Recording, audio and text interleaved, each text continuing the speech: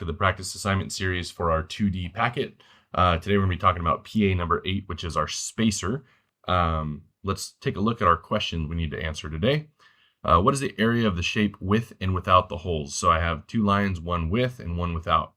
And it's this can be something I know that trips my students up sometimes. When I say with the holes, I'm imagining that you're drilling those holes. So with and without, right? So if I'm going to add those holes to the part, that's going to be with holes. So that means we're not going to select the material inside. And then without is if I were to make this and I didn't have those holes drilled, I was going to need to know the area of that shape before I would drill those holes. So without means a solid plate, and I'll show you this when we actually go to select it. And with means with holes drilled in it or cut out of it, however you end up doing that process. So couple things we need to know if we follow down here. Our tools for today, we're going to need a center point circle. We're going to need to know how to do the tangent tool, the dimension tool, mirror, and trim. Also, you'll notice that we have some construction lines. So letter Q to turn those to construction lines. But if you do not know how to do any of these 5 tools, go back and watch my series where I talk about each tool in depth. Onshape orientation, I have a video for every single one of those, so go ahead and check those out. But without further ado, let's kind of give ourselves a game plan. So we'll notice that it's symmetrical. So I can draw half of the shape and then mirror it over this vertical construction line. I notice I have a circle that is centered 2 inches away from this circle, which is a 1/2 inch. I have 3 circles essentially that I'm toying with. And then I have something down here that says 2x r 1.5, and we'll talk about that a little bit when we get there.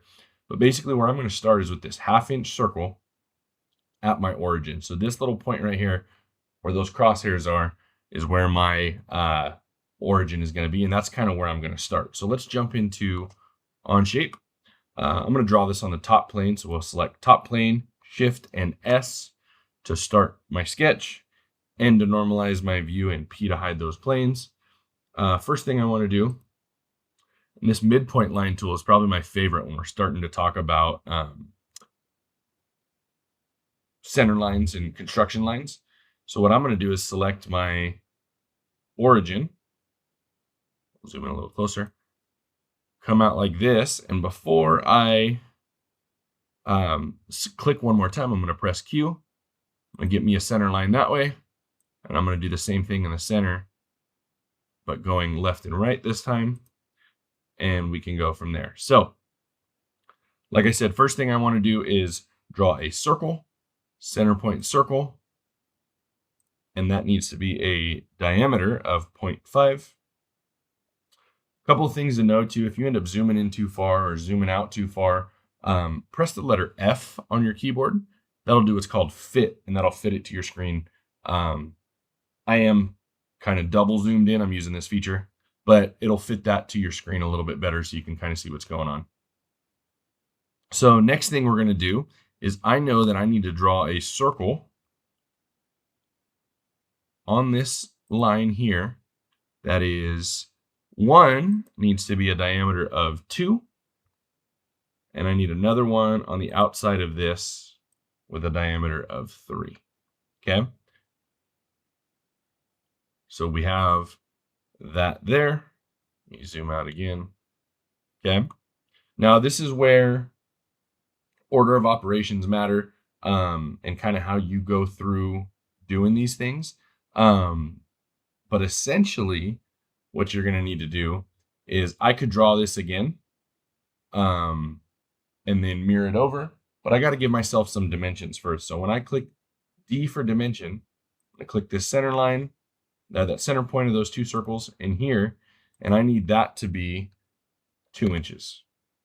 So again, I could draw that again, come over here, draw a circle, but because I've dimensioned this and everything is exactly where I need it to be, I'm going to use that mirror tool, and it's going to ask me to select a mirror line. So I'm going to click this vertical construction line we made, and I want everything over here to be flipped over that line, almost like you're reading a book and there are 2 pages that come together. So now I know that all this geometry is going to be exactly the same. Just to prove it, if I change this to 4, you'll see both will change to 4. If I change this to 1, those will both change because they are equal to one another based off of that mirror command. So next thing we need to do, if we go back into our drawing and we take a look, I have this radius of 1.5. Okay. Now there's a bunch of extra math that I could give you. Like where's the center point of that circle going to be? How far down is that from the origin? I didn't give you that because we're going to use this tangent relationship. So what we need to do, we're going to draw a circle and we're going to draw it. And it doesn't have to be like specifically on this line. It just has to be tracked from that vertical line. So if you see how let me zoom in a little more. See how I'm tracking up from here? I'm going to click and it's going to ask me what I want that diameter to be. Well, we had a radius of 1.5. So I could just do the math and type in 3. However, let's say it was a harder number like 1.675 and you didn't know what that was as a diameter.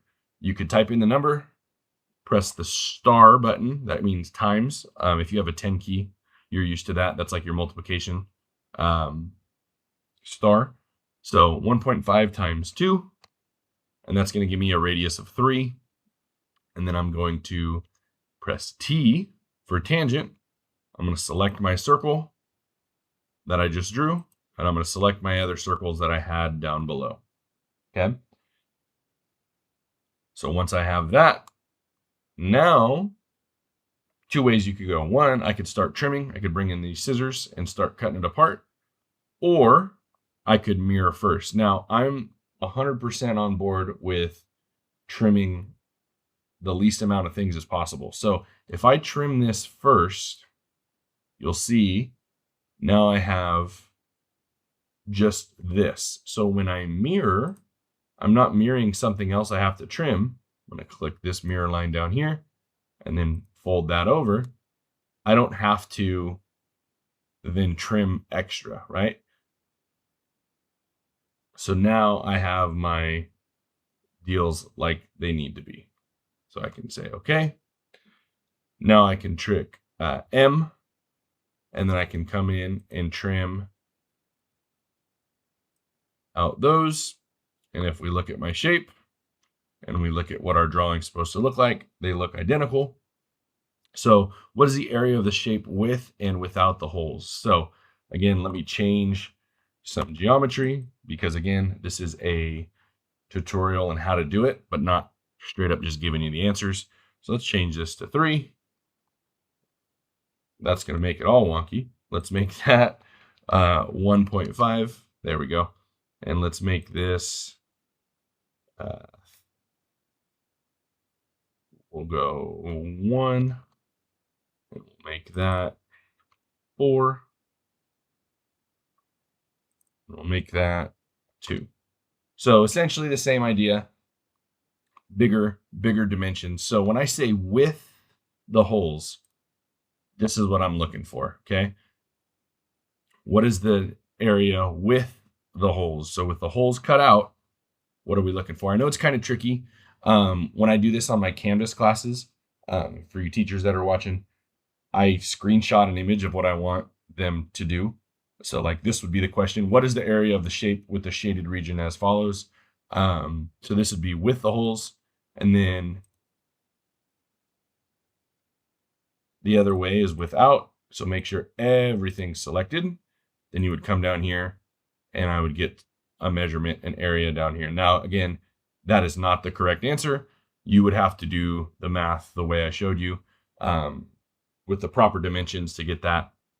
But this is how you go about doing that part. So I could see this used for like an intake manifold, maybe on an exhaust, some sort of, but basically it's the same skills you would use to create one of those. So I'm trying to make some real world parts that you could use and actually use in the real world. Maybe you got a plasma cutter, a laser, a mill, a lathe. Probably not a lathe with this one so much, but if you have these parts, you would be able to produce these using fairly simple geometry. So that's going to pretty much do it for us. Get that back to normal. There we go. That's going to do it for us today. If you guys have any questions, feel free to leave me a comment down below. Again, if there's an easier way to do this too, by all means, I'm all ready to learn.